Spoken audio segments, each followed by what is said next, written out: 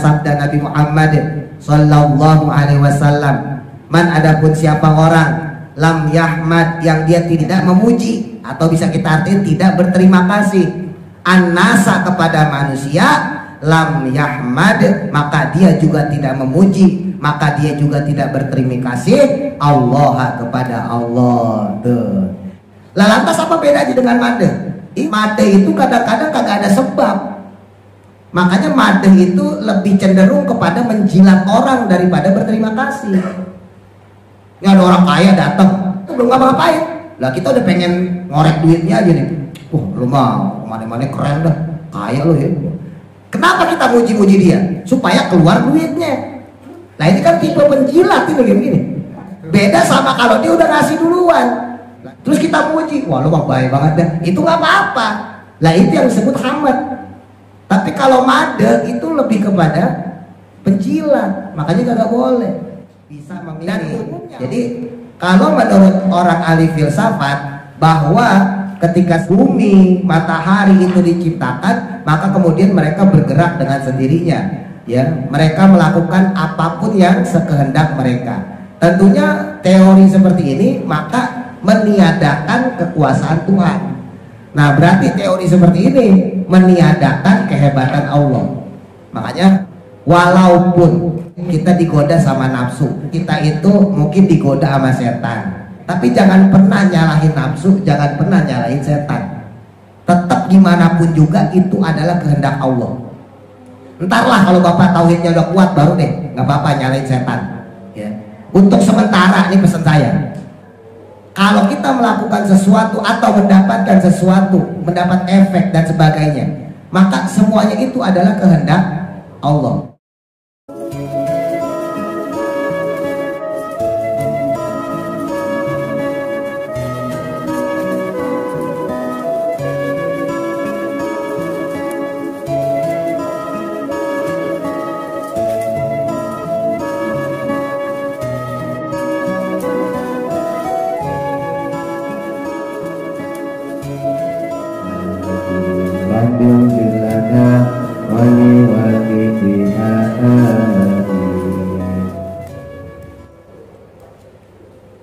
Bismillahirrahmanirrahim. Qala musannifu rahimahullahu ta'ala wa nafa'ana bihi wa bi barakati ulumihi fi daraini amin. Wa fihi, dan adapun pada masalah tersebut ya, pembahasan tentang lafaz alhamdu yang kemarin kita bahas, ada yang membaca alhamdulillah, ada juga yang membaca alhamdulillah. Tapi yang paling kuat adalah yang kita pakai, yaitu qiraahnya Imam Asim, ya, riwayat Imam Hafiz dengan bacaan alhamdulillah. Nah itulah yang disepakati oleh ulama qiraah sab'ah. Nah ini diantara faidahnya. Al-faidatu, adapun faidah atau manfaat, bisa dibilang seluk beluknya ya. Al-ula, yang pertama, hahuna di sini itu al-fadhu, yaitu ada lafat yang mirip, salah satu yang ada 3 macam. Lafat yang mirip tersebut, yang pertama alhamdu, lafat alhamdunya sendiri, wal madhu, dan yang kedua lafat madah, wasyukru, dan yang ketiga lafat syukur. Kalau diterjemah bebas ya, alhamdu itu artinya bisa 2 Bang. Bisa pujian, bisa terima kasih. Sementara untuk madah itu kalau diartikan atau diterjemah bebas lebih kepada pujian. Sementara untuk asyukru yang ketiga itu lebih kepada terima kasih. Walaupun kalau digunakan dalam bahasa Arab, nah itu rada mirip. Ya, jadi alhamdulillah kita ganti dengan asyukru lillah. Makanya ada lagu tuh. Ya, bukan syukurillah, syukru lillah. Yang benar itu. Bukan syukurillah. Kalau syukurillah syukurin lo. Itu syukurillah. Syukru lillah. Jadi yang benar alhamdulillah wa syukru lillah. Jadi bukan syukuri, Ya, bukan syukurillah tapi syukru lillah. Nah itu artinya sama. Ya. Atau kita pakai madhu, ya, al madhu lillah. Secara arti, secara penggunaan bahasa Arab itu rada mirip. Nah di sini kita bahas apa sih letak perbedaannya antara lafadz alhamdu, al madhu dan juga asyukru. Kenapa narasi kata yang Allah pilih adalah alhamdu? Kenapa enggak al-madhu?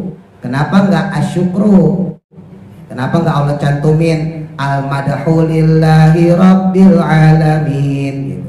Atau Allah ganti misalnya pakai syukru, asyukru lillahi rabbil alamin. Kenapa kok Allah cantumin lafadznya alhamdulillahi rabbil alamin gitu.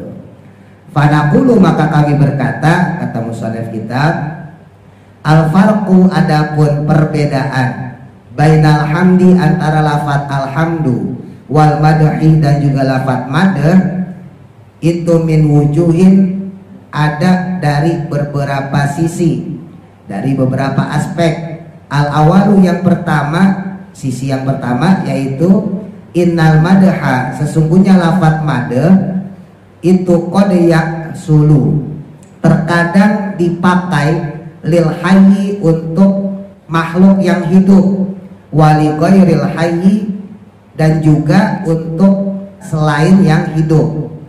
Jadi secara penggunaan madh itu lebih umum, bisa dipakai untuk benda hidup ataupun benda mati, makhluk hidup atau makhluk yang mati maksudnya. Ala taro, tidakkah kamu lihat, innaman, sesungguhnya orang, ro'a, yang dia melihat, lu'lu'atan, mutiara, fi ghayatil husni, dalam bentuk yang sangat bagus atau sangat indah, au yakutatin, atau dia melihat intan. Yakut itu intan, ya, boleh juga permata, sama aja. Sama, fi ghayatil husni, dengan bentuk yang sangat bagus, dengan bentuk yang sangat indah. Fa innahu, maka sesungguhnya dia qad yamdahuha, akan memujinya, alias akan memadehkannya. Jadi andai kata ada orang melihat mutiara atau permata, ya, maka dia akan mengucapkan madahtu. Ya, kalau dalam bahasa Arab tunya itu saya, ya. Madahtu, madaha itu artinya memuji, tunya itu saya. Atau madahna, memuji saya, misalnya yakut, ya, permata, intan, yakutatan, akan yakut gitu. Jadi kata yang dipakai bukan hamdu, bukan hamidatu. Ya, saya tulis lah gitu ya. Kalau dipakein tulisan, ya, madah tuna, tunya ini namanya mutakalim, ya, orang yang berbicara, atau bisa juga madahna. Kalau kita pakai hamid, ya, hamidatu atau hamidna. Nah, orang kalau ngelihat permata, orang kalau ngelihat yakut, ya, intan, saking bagusnya, ya, saking indahnya itu permata, maka yang digunakan bukan hamidtu atau hamidna, yang digunakan adalah madahtu atau madahna. Kenapa? Karena intan atau yakut itu bukan makhluk hidup, bukan benda hidup, tapi benda mati, gitu ya. Titik. Wa yastahilu, maka mustahil dia itu, orang tersebut, ya, ayyahmidaha, mengucapkan lafadz tahmidnya menggunakan lafadz hamidah tadi, ya. Maka mustahil dia mengucap hamidtu atau hamidna, pasti dia mengucapnya madahtu atau madahna. Fasabata, maka tetaplah annal madha, sesungguhnya lafadz madh itu a'amma, lebih umum, minal hamdi, dari lafadz alhamdu. Nah, ini sisi pertama, ya. Kenapa Allah memilih lafadz alhamdu? Karena kalau pakai madh sifatnya umum, bisa dipakai sesuatu yang hidup, bisa dipakai sesuatu yang mati. Sementara kalau pakai hamid, hamidah yahmadu yang kita bahas kemarin, itu pasti ditujukan untuk sesuatu yang hidup, dan Allah maha hidup. kan begitu. Gak mungkin Allah itu mati. Maka yang pantas digunakan lafaz di situ ketika kita memuji Allah bukan madahtu tapi hamidtu, atau kalau kita ubah menjadi alhamdu. Ya, jadi lafaznya bukan al-madahu lillahi rabbil alamin tapi alhamdulillahi rabbil alamin. Nah, itu aspek yang pertama. Al-wajhu adapun dari sisi asani yang kedua. Aspek yang kedua, kenapa pilihannya kok alhamdu? Fil farqi, yaitu pada perbedaan. Innal madha, sesungguhnya lafaz madh itu qad yakunu terkadang dilakukan qoblal ihsani, sebelum adanya kebaikan atau sebelum adanya jasa. Wa qad yakunu, dan juga terkadang dilakukan atau diucapkan badahu, setelahnya. Jadi lafaz madah, pujian tadi itu ada kalanya diucapkan sebelum melihat atau sebelum mendapat efek gitu. Ada kalanya juga lafaz madah tadi digunakan setelah melihat, setelah mendapatkan efek. Sementara amal hamdu, adapun lafaz alhamdu, fa innahu, maka sesungguhnya dia itu layakunu, nggak bisa dilakukan atau diucapkan, boleh juga, illa kecuali ba'dal ihsani, setelah mendapatkan kebaikan atau setelah mendapatkan jasanya. Ya gampangnya Bapak kalau ngucap alhamdulillah kan pasti karena sesuatu. Ya, gampang duit aja ya. Nah, duit lah, Bapak dapat duit, nemu lah misalnya gitu ya, nemu duit 1 juta. Oh, nah kecil tahu duit tuh, lagi aki-aki. Ya. Nah, nemu duit 1 juta, pasti yang kita ucapkan adalah lafaz alhamdulillah. Itu kalau kita terjemahin, segala puji bagi Allah. Cuma kan karena di bahasa Arabin, kadang orang mengucap alhamdulillah itu gak menjiwai. Itu masalahnya. Nah, makanya kita belajar ini supaya menjiwai lafaz alhamdulillah. Nah, beda kalau Bapak ngelihat permata, Bapak ngelihat emas, Bapak ngelihat mutiara, ngelihat intan. Ada orang pakai perhiasan kok cakep banget. Maka kita akan ngomong, bagus banget tuh. Kan kita puji. Padahal kita nggak dapat efek dari mutiara tersebut, orang bukan punya kita. Permatanya permata orang, perhiasannya perhiasan orang, tapi kita puji, bagus banget, indah banget. Lah, lafaz pujian itu kan kita ucapkan tanpa adanya efek perhiasan tersebut kepada kita. Nah, bisa jadi itu nggak ada efeknya, tapi bisa juga ada efek. Tiba-tiba misalnya perhiasan tersebut diberikan kepada kita, Pak atau Mas, nih perhiasannya, emasnya atau mutiara kalungnya, ini buat sampean. Maka kita akan ngomong juga, bagus banget perhiasannya. Maka kata bagus tadi, indah tadi, pujian tadi, yang dengan lafaz madah itu bisa dipakai sebelum ataupun sesudah. Tapi lafaz alhamdulillah nggak bisa dipakai kalau sebelum. Lafaz alhamdulillah baru kita ucapkan, baru dipakai kalau mendapatkan sesuatu nikmat. Alhamdulillah. Ya tadi contohnya, ya dapat duit atau Bapak dapat kabar gembira gitu ya. Alhamdulillah, karena ada yang menimpa kepada kita dan itu terjadi dulu gitu. Terjadi dulu. Nggak ada orang ujuk-ujuk kok alhamdulillah, ya kan? Lagi diam aja gitu. Alhamdulillah. Wah, itu wali pasti itu. Ya. Tiba-tiba diam aja. Kenapa lo? Alhamdulillah. Oh, wali itu pasti. Kalau orang umum seperti kita yang awam-awam, ya nggak ada. Kita ucap alhamdulillah kalau dapat sesuatu. Nah, cuman sayangnya tadi saya sampaikan, berhubung alhamdulillah itu sudah menjadi dalam tanda kutip bagian bahasa Indonesia, Pak. Akhirnya kita ketika mengucap alhamdulillah kagak menjiwai, itu masalahnya. Padahal orang kafir aja sekarang itu pakainya alhamdulillah. Iya, karena mereka bingung. Gue pengen banget kayak orang Islam ngucap apa ya. Akhirnya mereka mau gak mau niru kita. Dan sekarang orang kafir dikit-dikit alhamdulillah, insya Allah. Karena mereka gak punya bahasa itu, kan. Gak punya mereka bahasa itu. Dan kita alhamdulillahnya punya bahasa itu. Ya, kalimat-kalimat thayyibah, bahasa-bahasa yang indah. Alhamdulillah, astagfirullah, ya, innalillahi, insyaallah. Maka mau gak mau orang-orang kafir di antara mereka ada yang mengikuti model-model istilah kita. Ya, nanti datang ya, padahal kafir dia. Ya, insya Allah aku datang. Loh, kafir insya Allah. Lah kita yang Islam kadang-kadang kagak pakai insya Allah, ya gampang tuh datang gue. Lah kita yang Islam malah kagak pakai insya Allah.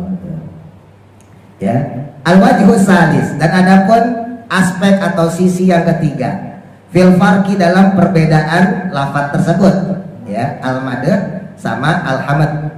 Annal madha, sesungguhnya lafaz madh qad yakunu, terkadang keberadaannya munhian, itu dilarang anhu darinya.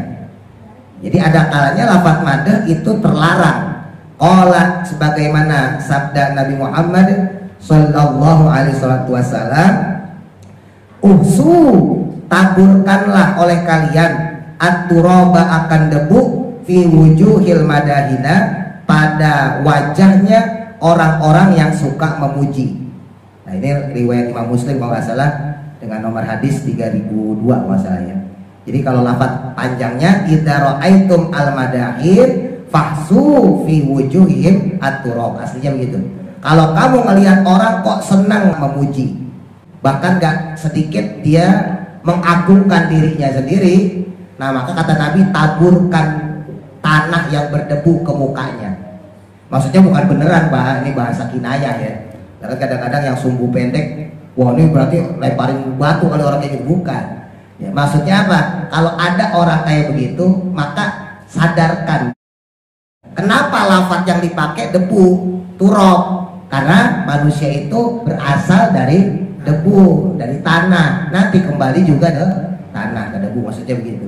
Makanya sombong kepada orang yang sombong itu sodako gitu. Kalau sombong biasa bapak dosa, ya, kita sombong nih, ya itu dosa. Jadi ada kalanya orang itu ketika dia berkata, ya walaupun mungkin benar, ya tapi dia nggak sadar kalau yang disampaikannya itu bisa bikin orang lain itu cemburu, bisa bikin orang lain itu iri hati, bisa bikin orang lain itu ngiler ketika dia ngucap kayak begitu. Kan nggak sedikit ya, bahkan kita sendiri mungkin seperti itu. Misal kita habis makan enak, ya udah tahu teman kita pas-pasan hidupnya, ya kelaparan misalnya, terus kita ngobrol sama dia dengan santainya, enak banget gua habis makan pizza.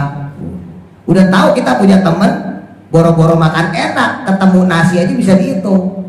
Nah itu kan secara nggak langsung kita sudah menyombongkan diri. Nah andai kata ada orang lain ya dalam posisi itu gitu ya, maka wajib buat orang lain tersebut menyadarkan bahwa kita lagi dalam keadaan sombong. Makanya dalam istilah akhlak ya, itu ada namanya ujub, ada namanya takabur. Kalau ujub itu dari diri kita sendiri, jadi mengagungkan diri kita sendiri, dari kata ajib, kalau bapak sering dengar tuh ajib ya. Jadi mengherankan, mengagumkan, jadi mengagumkan diri sendiri. Nah kalau takabur, nah itu beda lagi. Takabur itu sesuatu yang dia nggak mungkin bisa melakukan gitu. Kalau ujub memang dia bisa melakukan. Contoh misalnya dia punya mobil, mobilnya apa yang paling mahal? Alphard, kecil Alphard ya kan. Wow. Dia punya mobil Alphard ya. Nah maka dia kemudian ngomong, saya mau punya mobil Alphard nggak kehitung, karena dia punya 3 misalnya gitu. Nah maka dalam hal ini ucapannya itu bukan takabur, tapi ujub ya. Ujub pakai ba ya, ujub. Nah tapi kalau ada orang cuman punya motor, terus tiba-tiba dia ngomong, gue mau beli mobil itu mah gampang. Nah itu namanya takabur, karena kagak kesampaian. Kan banyak orang kayak gitu ya, baru punya sepeda, ntar lo kalau mau punya motor gue anterin, mana juga belum punya motor, masih pakai sepeda. Tenang aja kemana-mana gue anterin. Gila udah punya motor nggak lupa ya. Sama orang punya motor, ntar kalau punya mobil tenang aja deh, lo kemana gue anterin ya. Belum punya mobil, tak kalau punya mobil ngelakson aja kagak ya, main lewat aja. Nah itu namanya takabur. Nah made itu ada kalanya dilarang sama Nabi dalam hal ini ya, baik yang ujub maupun yang takabur sama Nabi dilarang. Kecuali tadi kalau sombongnya itu bertujuan untuk menghancurkan kesombongan orang lain.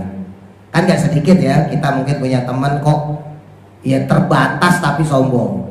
Nah untuk menghancurkan kesombongan dia atau untuk menyadarkan kalau dia itu sombong, ya kita harus sombong lagi, jangan merendah, maksudnya gitu. Kalau kita merendah, maka dia nggak sadar bahwa dia sedang sombong. Gitu. Ada kalanya hal seperti itu. Ya, nah untuk made, ya terkadang dia dilarang sebagaimana sabdanya Nabi. Amal hamdu, sedangkan untuk hamad, ya untuk lafaz alhamdu memuji, fa'inau maka sesungguhnya lafaz tersebut itu makmurun, justru diperintahkan bihi dengannya mutlakon secara mutlak. Nah, jadi justru kalau untuk lafaz alhamdu nggak dilarang, justru dia diperintahkan secara mutlak. Qala sebagaimana sabda Nabi Muhammad sallallahu alaihi wasallam, man adapun siapa orang lam yahmad yang dia tidak hamad. Nah, ini saya artiin hamad aja ya. Nah, bahasa gampangnya tidak memuji, atau bisa kita artiin tidak berterima kasih. An-nasa kepada manusia, lam yahmad maka dia juga tidak memuji, maka dia juga tidak berterima kasih Allah kepada Allah. Tuh. Jadi siapa orang kok dia nggak terima kasih sama manusia, dia kok nggak memuji manusia karena kebaikannya, maka orang tersebut sama artinya tidak memuji Allah, tidak berterima kasih kepada Allah. Jadi dalam hal ini memuji atau berterima kasih dengan lafaz hamad tadi itu karena memang ada efek lagi-lagi, Pak. Jadi misalnya ya, ada seorang miskin didatengin sama orang kaya, dikasih sedekah, maka orang tersebut mengucapkan alhamdulillah, terima kasih Pak, Bapak sudah memberikan sodako kepada saya, gitu ya. Oh Bapak mah orangnya baik banget. Nah lafaz baik banget, alhamdulillah, atau doa, Bapak saya doain deh mudah-mudahan rezekinya lancar dan seterusnya, itu bentuk hamadnya orang miskin tadi kepada si orang kaya. Nah dalam hal ini Nabi justru menganjurkan secara mutlak. Atau misalnya kalau orang biasa seperti kita punya tetangga, ya tetangga kita baik, ngasih kita makanan misalnya, ya. Terus kemudian kita makan sekeluarga ya, terus kita ngomong, wah makanan enak banget.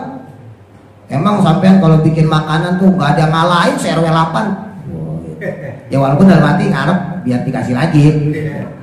Wah pokoknya sampai kalau bikin makanan mau paling enak lah, RW 8 gak ada ngalahin. Makasih ya udah sering ngasih makan ke saya dan sebagainya dan sebagainya. Nah bentuk pujian, bentuk terima kasih tadi itu diperbolehkan. Lah lantas apa bedanya dengan made? Ingat, made itu kadang-kadang kagak ada sebab. Makanya made itu lebih cenderung kepada menjilat orang daripada berterima kasih. Ya ada orang kaya datang, belum apa-apa, orang kaya itu belum ngapa-ngapain. Lah kita udah pengen ngorek duitnya aja nih. Lu mah mana-mana keren dah, kaya lu ya. Kenapa kita muji-muji dia? Supaya keluar duitnya. Nah ini kan tipe penjilat ini gini-gini. Ya kan? Beda sama kalau dia udah ngasih duluan. Lagi nongkrong kok, nggak ada makanan, lu beli gorengan. Dibeliin sama dia gorengan, rokok, beli kopi. Ya akhirnya makan tuh rame-rame. Terus kita puji, wah lu mah baik banget dah. Itu nggak apa-apa.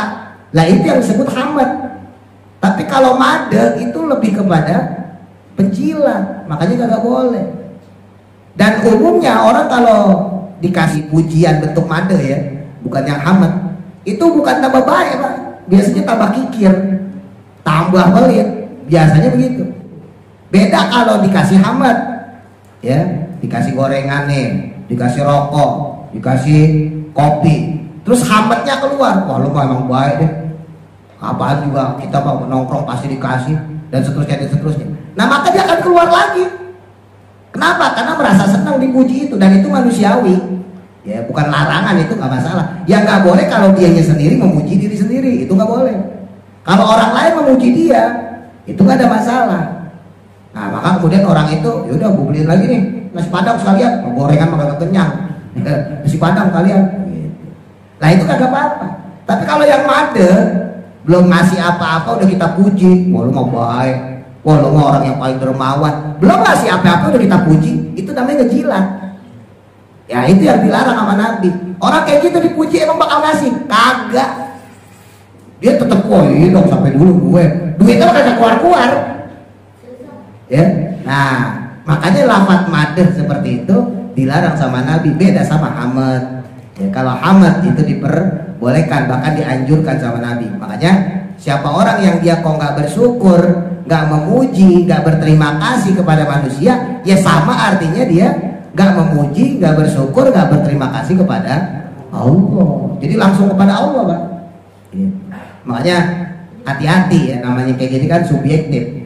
Berhubung mungkin yang baik adalah orang yang kita kurang suka, akhirnya kita nggak mengeluarin hamd kita. Nah itu juga nggak boleh. Ya, kadang-kadang kan gitu ya, karena kita nggak akrab dengan seseorang atau mungkin kita sebel sama seseorang. Dan namanya manusia kan bisa baik, Pak. Tiba-tiba dia baik sama kita, ya tetap hamdnya keluarin. Ya hamdnya kita keluarin, puji dia. Ya, ucapin terima kasih dan sebagainya, karena itu perintah Nabi. Jangan gara-gara kita nggak suka sama dia, kita nggak mengakui kebaikan dia, karena secara hakikatnya kebaikan yang dia lakukan kepada kita, yang diberikan kepada kita itu ada dari Allah. Makanya kata Nabi, orang yang dia itu nggak berterima kasih pada orang tersebut sama aja nggak berterima kasih kepada Allah, karena hakikatnya yang ngasih rezeki itu kan Allah, cuma lewatnya dia gitu aja.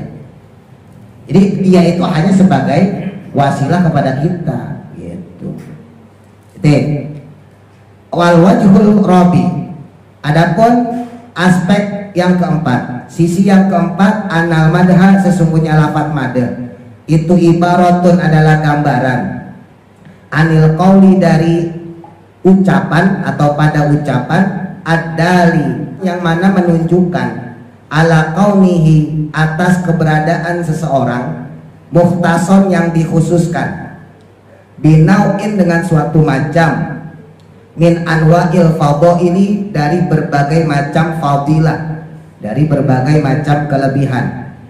Wa amal hamdu, sedangkan adapun hamd, fahuwa maka adapun dia itu al-qaulu ucapan, ad-dalu yang menunjukkan ala kaunihi atas keberadaannya, mukhtason yang dikhususkan, bifadilatin dengan kelebihan, ma'inatin yang tertentu.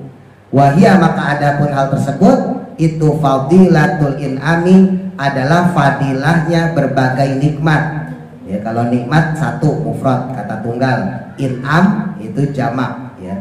Fadilahnya berbagai nikmat, wal ihsani dan berbagai kebaikan. Fasabata maka tetaplah bima dengan sesuatu atau dengan qaul zakarona yang kami sampaikan tersebut, annal madha bahwa sesungguhnya lafaz madha itu a'amma lebih umum minal hamdi daripada lafaz alhamdu. Nah, jadi bahasan yang keempat bahwa lafaz alhamdu itu adalah ucapan yang menunjukkan kelebihan seseorang yang mendapatkan fadilah nikmat secara khusus, kebaikan secara khusus. Sementara untuk madha fadilahnya itu secara umum.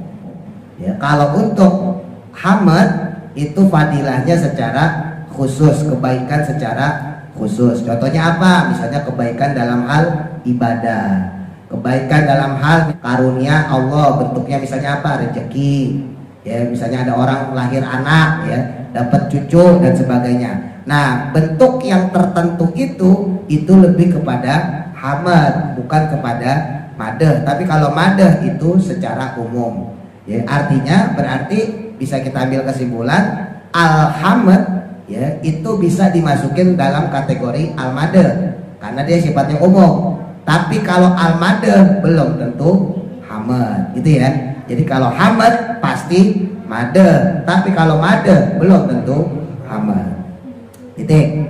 Idza arafta, maka ketika engkau tahu hadal akan hal ini, maksudnya uraian tersebut ya, fanaqulu maka kami berkata qad dzakarona sesungguhnya telah kami sampaikan innal madha sesungguhnya madha itu hasilun, hasil atau tercapai atau dimaksudkan juga boleh, lil hayyi untuk makhluk hidup, walil ghairil hayyi dan juga untuk selain yang hidup, walil fa'ili dan untuk pelaku al mukhtaru yang memiliki pilihan, wali ghairihi dan juga kepada selainnya. Falau qala maka jika berkata seseorang al madhu lillah, andai kata ada orang kok ngomong al madhu lillah, ya kalau kita artiin segala puji bagi Allah, tapi lafadznya madh, ya bukan hamad. Maka lam yadulu tidaklah menunjukkan dalika qaul tersebut ala qaunihi atas keberadaannya Allah Ta'ala, fa'ilan sebagai fa'il, sebagai pelaku, muhtaron yang bisa memilih. Jadi andai kata kok ada orang ucap al-madhu lillah, ya kalau kita artiin segala puji bagi Allah, tapi lafaz al-madh itu menunjukkan bahwa Allah itu tidak memiliki kehendak. Maksudnya gitu, berarti Allah itu tidak memiliki kekuasaan. Jadi Allah terpaksa melakukan sesuatu sehingga harus dipuji. Itu.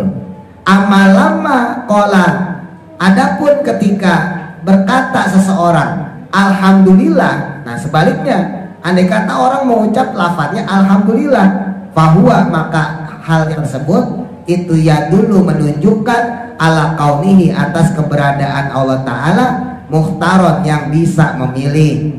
Nah, jadi lafaz alhamdulillah menegaskan Allah itu punya kehendak. Faqalu, maka adapun ucapannya orang alhamdulillah, lafaz alhamdulillah ya dulu itu menunjukkan ala kauni hadal qaili, atas keberadaan orang yang mengatakan hal ini, maqaran, ya dengan mengakui bi an ilahal alami, ya bahwa Tuhan yang pemilik alam semesta itu laisa, tidaklah dia mujiban, wajib berkehendak, bizati, dengan zatnya sendiri, kama taqulu, sebagaimana yang dikatakan al-falasafatu oleh orang ahli filsafat. Tuh. Orang ahli filsafat menganggap Tuhan itu melakukan sesuatu bukan kehendaknya sendiri. Itu bukan menurut filsafat Islam tentunya ya. Ini filsafat secara umum, filsafat Yunani, filsafat Romawi dan sebagainya ya. Tuhan itu nggak punya kehendak, makanya apa yang terjadi di alam ini menurut ahli filsafat itu terjadi dengan sendirinya. Makanya ada istilah teori Big Bang, ya. Bumi ini, langit ini, planet-planet, gugusan bintang dan sebagainya itu terjadi karena tabrakan yang beruntun dari satu benda besar. Kalau Bapak belajar itu namanya teori Big Bang namanya. Ya, jadi saking gedenya itu benda zaman dulu ya kita nggak tahu kapan itu meledak tuh, beranturan, buar, terbentuklah bumi, terbentuklah Merkurius, Jupiter, Uranus, Saturnus, terbentuklah matahari, terbentuklah bulan, terbentuklah komet, terbentuklah angkasa dan sebagainya. Nah, itu kan berdasarkan falsafah, ya, berdasarkan ilmu filsafat. Kalau kita sebagai muslim nggak begitu. Teori kita buat orang muslim, siapa yang bikin kayak begitu? Ya Allah. Udah titik gitu. Lah gimana caranya? Ya setelah Allah. Mau dibikin dari kecil kayak mau dibikin dari gede kayak terserah Allah. Semua orang Islam pasti penasaran, apa sih awalnya Allah menciptakan alam semesta? Pasti kita penasaran karena Nabi itu cuma ngasih tahu bahwa alam semesta itu dibentuk dengan kun fayakun, seperti yang kemarin kita pelajari di tafsir Yasin. Allah ciptain nur Nabi Muhammad, ya, makhluk pertama adalah nur Nabi Muhammad. Dari nur Nabi Muhammad kemudian Allah ciptakan langit, Allah ciptakan bumi, Allah ciptakan matahari, Allah ciptakan planet, Allah ciptakan bintang, bulan dan sebagainya. Berarti ada nggak teori Big Bang tadi? Nggak ada. Nah, kita sebagai muslim wajib percaya itu. Lah gimana cara Allah menciptakan? Wallahu a'lam, orang kita belum lahir. Ya. Setiap muslim pasti penasaran. Ya udah kita tanya di sana, di surga ntar. Ya, kalau kita masuk surga kita tanya, ya Allah, bentuk penciptaan dulu tuh kayak gimana sih? Nah, terkali kita duduk di bioskop gitu kan. Nah, bioskop surga ditayangin, gitu kan. Nah, kalau sekarang nggak tahu lah, kita cukup mengimani doang. Yang penting jangan sampai kayak model filosof. Filosof itu mengakui bahwa kehendak alam itulah yang menjadikan alam seperti ini. Jadi gunung meletus itu ya karena kehendak gunung. Gitu. Balhua, tetapinya ya Tuhan itu fa'ilun, sebagai pelaku, muhtarun yang bisa memilih. Jadi kalau menurut orang ahli filsafat bahwa ketika bumi, matahari itu diciptakan, maka kemudian mereka bergerak dengan sendirinya, ya, mereka melakukan apapun yang sekehendak mereka. Tentunya teori seperti ini maka meniadakan kekuasaan Tuhan. Nah, berarti teori seperti ini meniadakan kehebatan Allah. Makanya pas kemarin belajar tafsir Yasin, kalau Bapak masih ingat ya, saya sempat pesan Walaupun kita digoda sama nafsu, kita itu mungkin digoda sama setan, tapi jangan pernah nyalahin nafsu, jangan pernah nyalahin setan. Tetap gimana pun juga itu adalah kehendak Allah. Entarlah kalau bapak tauhidnya udah kuat baru deh, nggak apa-apa nyalahin setan. Ya. Untuk sementara, ini pesan saya. Untuk sementara, kalau kita melakukan sesuatu atau mendapatkan sesuatu, mendapat efek dan sebagainya, maka semuanya itu adalah kehendak Allah. Saya beri contoh ekstrim deh Pak ya, biar Bapak gampang nangkepnya. Andai kata ada orang gak berangkat ke musola, itu kehendak siapa? Kehendak Allah. Jadi orang gak berangkat ke musola, suka gak suka, mau gak mau, itu adalah kehendak Allah. Orang berangkat ke musola pun itu juga kehendak Allah. Nah justru ketika kita terlalu syariat, wah itu kan orang males digoda sama setan, itu orang kagak mau ke musola gara-gara setan. Loh, berarti Allah gak punya kehendak kepada dia. Berarti Allah kalah sama setan. Lah kan sekarang timbul pertanyaan, yang kuasa itu siapa? Allah. Yang hebat itu siapa? Allah. Ya untuk sementara nih, untuk sementara. Ntar kalau bapak tauhidnya udah kuat gak apa-apa nyalain setan. Ya. Untuk sementara jangan nyalain setan dulu. Ya. Karena gak sedikit orang ketika nyalahin nafsu, ketika nyalain setan, bergeser tauhidnya. Nah itu bahaya soalnya. Ketika orang bergeser tauhidnya, maka nanti syariatnya rusak. Ya ada orang malas nyalain setan, ada orang berbuat buruk nyalain setan, berbuat jahat, berbuat dosa nyalain setan, nyalain nafsu. Ini gara-gara nafsu nih, ini gara-gara setan nih. Walaupun memang ada andil itu, tapi semuanya tidak terlepas dari kehendak Allah. Makanya kan dulu pernah saya bilang, sekalipun kita rajin ngaji, sekalipun kita rajin sholat, jangan pernah nyalahin orang kagak sholat. Ya, yang kita sebelin, yang kita sayangkan adalah dia kagak sholat. Tapi jangan sampai nyalahin personilnya, jangan sampai nyalahin orangnya. Lu kagak pernah sholat, lu kagak pernah ngaji. Karena gimana pun juga dia kagak ngaji, itu takdir Allah. Karena gimana pun juga dia tidak sholat, itu takdir Allah. Berarti kalau kita ngomong lo kagak sholat, lo kagak ngaji, sama aja kita menentang takdir Allah. Berarti emang udah takdirnya kagak sholat, begitu. Berarti emang udah takdirnya masuk neraka. Makanya jujur Pak, ini saya saklekin sekalian ya. Kelak nanti kita masuk ke dalam surga, ya memang karena takdir. Takdirnya kita masuk ke dalam surga udah diabsen Pak. Dari kita diciptain di alam ruh, di alam azali, sret jalani ahli surga. Wow gitu kan. Nanti saya mati masuk surga. Kenapa? Itu gak lepas dari takdir Allah. Sebaliknya orang yang masuk neraka pun di zaman azalinya ketika rohnya diciptakan itu sudah tulis, ini orang ahli neraka, mati masuk neraka. Itulah kehebatan Allah, itulah kehendak Allah. Cuman kan masalah takdir ini misteri, siapa yang tahu? Gak ada yang tahu kecuali Allah. Nabi Muhammad tadi kagak tahu. Ya cuma disempil aja sedikit-dikit, mana Nabi Muhammad kasih tahu dikit-dikit, ya, tanda-tandanya doang. Tapi kan nggak semuanya. Buktinya Nabi Muhammad sampai nangis-nangis supaya umatnya bisa dikasih syafaat. Kalau Nabi Muhammad tahu umatnya masuk surga semua, Nabi Muhammad nggak mungkin minta syafaat. Kan logikanya begitu. Karena Nabi Muhammad tidak tahu, Nabi Muhammad nangis kepada Allah supaya bisa memberikan syafaat.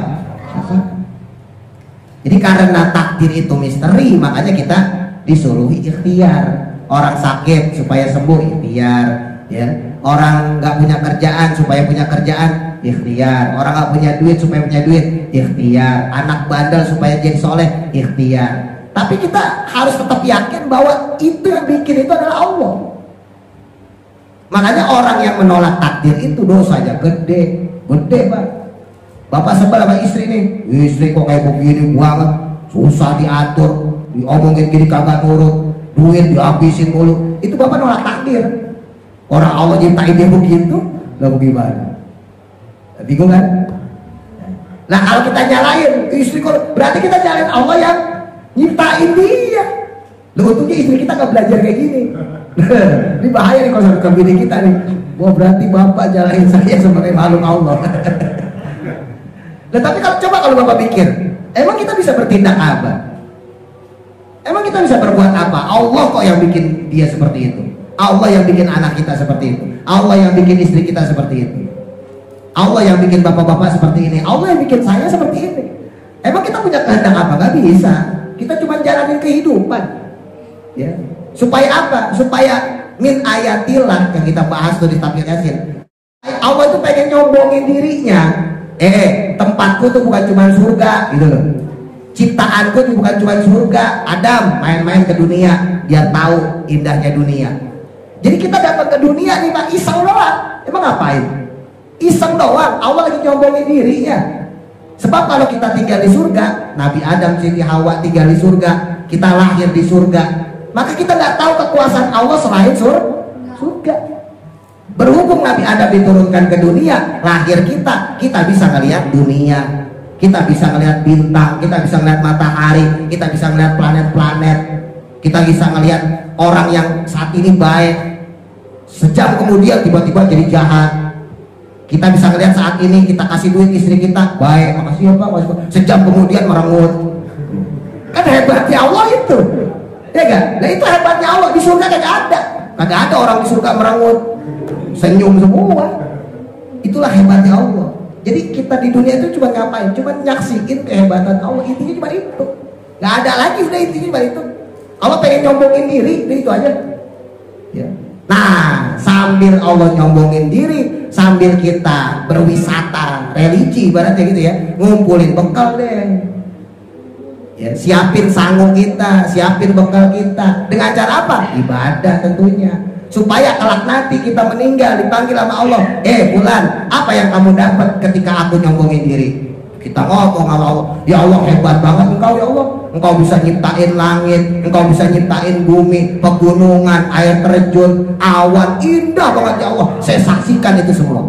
Tapi ya Allah, kehebatan yang engkau ciptakan itu, yang engkau tunjukkan kepada saya itu tidak membuat saya lalai kepada engkau ya Allah. Saya tetap sholat, saya tetap ngaji, saya tetap ibadah, walaupun engkau ciptakan berbagai keindahan itu.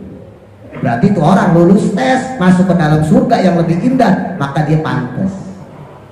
Ya, jadi simpel lah ya. Jadi kalau Bapak dapat masalah, kesulitan dan sebagainya, pikirnya gitu aja. Berarti ini sudah takdir Allah. Selesai dah. Kalau sesulit apapun, Bapak sakit ke segala macam, gak usah dibawa pikiran udah. Ya udah berarti takdir Allahnya begini. Bini nyap-nyap, wah takdir Allah begini udah. Ya, takdirnya begini. Wallahu a'lam. Mudah-mudahan manfaat. Al-Fatihah. A'udzu billahi minasy syaithanir rajim. Bismillahirrahmanirrahim. Alhamdulillahirabbil